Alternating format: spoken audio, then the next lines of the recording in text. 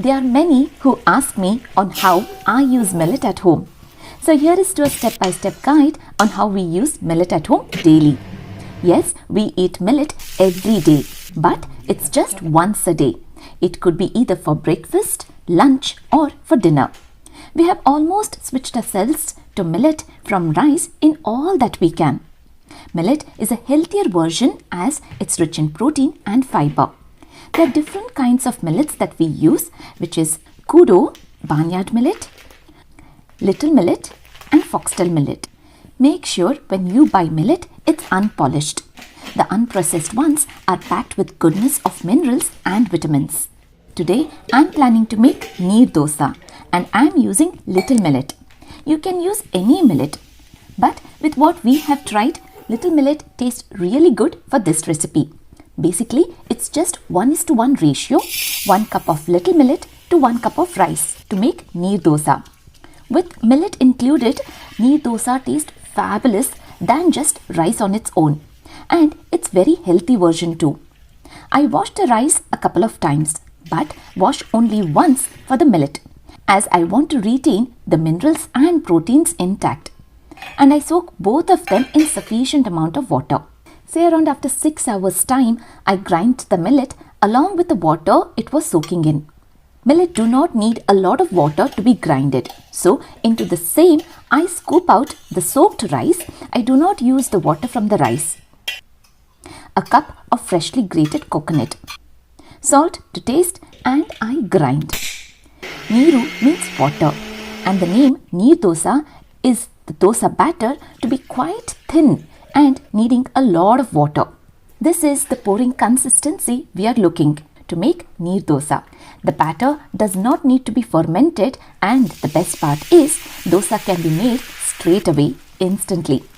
Either thick or thin. This batter takes in and can take in a lot of water, so you can adjust the consistency to your individual taste. We at home love to eat millet neer dosa on weekends with tomato chutney. It's Sunday today and I'm planning to make millet bisibelabat for lunch. So the first thing in the morning what I do is I measure in half a cup of tur dal to 1 cup of barnyard millet. I give the grains a wash and soak in sufficient amount of water and allow at least 4 hours time. I have beetroot, potatoes, carrots and beans which I chop into small sizes and keep it ready.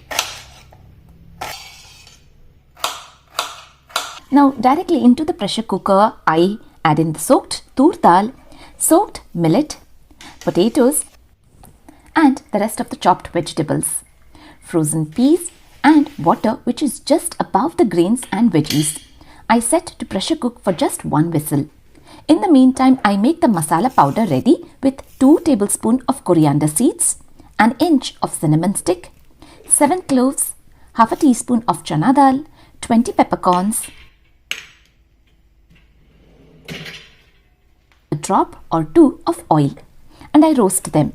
When it's almost about to get done, I add in a teaspoon of cumin seeds as it gets done faster compared to the other spices and we don't want it to be burnt. I transfer it into the mixie jar and using the same pan, I roast red chilies. These are called badge menchinkai, which taste really good and are not very strong.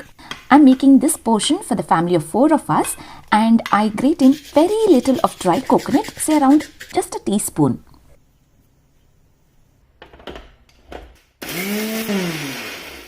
I use around 20 grams of tamarind soaking in water and to this I add in the ground masala powder, 25 grams of jaggery, salt to taste, water and I combine. I prefer doing it this way which allows the masala to easily mix well. When the masala powder is added in directly into the pressure cooker, it becomes lumpy and it's difficult to combine. Mixing it this way helps to combine well without lumps. While the pressure gets released from the cooker, I deep fry papad and different varieties of fryams. We just love the combination of bisibelabat and fried papad at home. With the pressure now released, I add in more water and the whole of the bisibelabat powder masala paste. 1 tomato chopped, and combining everything thoroughly to start bubbling.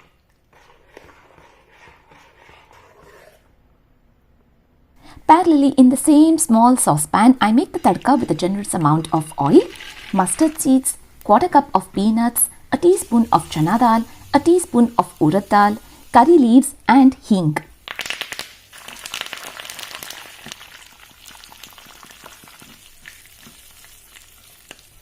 With a good boil now, add in the coriander leaves and a teaspoon of ghee to finish off. Adding in the tadka.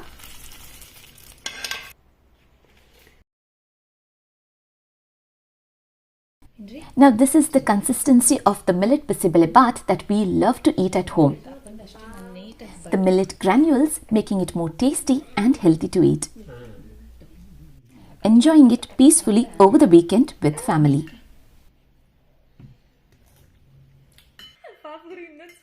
Now over the week, I do have some leftover cooked millet that I am planning to eat for lunch. I have kudu millet which is quite grainy and I love the texture.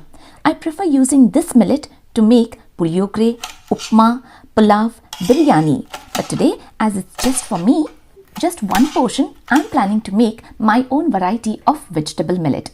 I add in coconut oil, mustard seeds, 1 green chili, carrots and beans. I add in all my favorite vegetables to this recipe. I have frozen chopped red and yellow pepper at home, green chana, frozen corn, frozen peas. And when it comes to making lunch just for myself, I love to add in all kinds of vegetables, making it healthy, rich and colorful. I add in cooked millet and combine it with salt and coriander leaves. I have tried to show how you can make any dish of your choice and easily incorporate millet into it. This is a very quick, instant recipe that you can make given any time of the day. I have a very small portion of little millet from last night that can be used either to eat directly or with rasam or with yogurt. In fact, you can make any dish that you want to make. I am planning to make pongal now. And now to make pongal, I am adding in a teaspoon of coconut oil, mustard seeds, peppercorn, cumin seeds, green chilies, finely chopped ginger and half a cup of moong dal, which I slightly roast.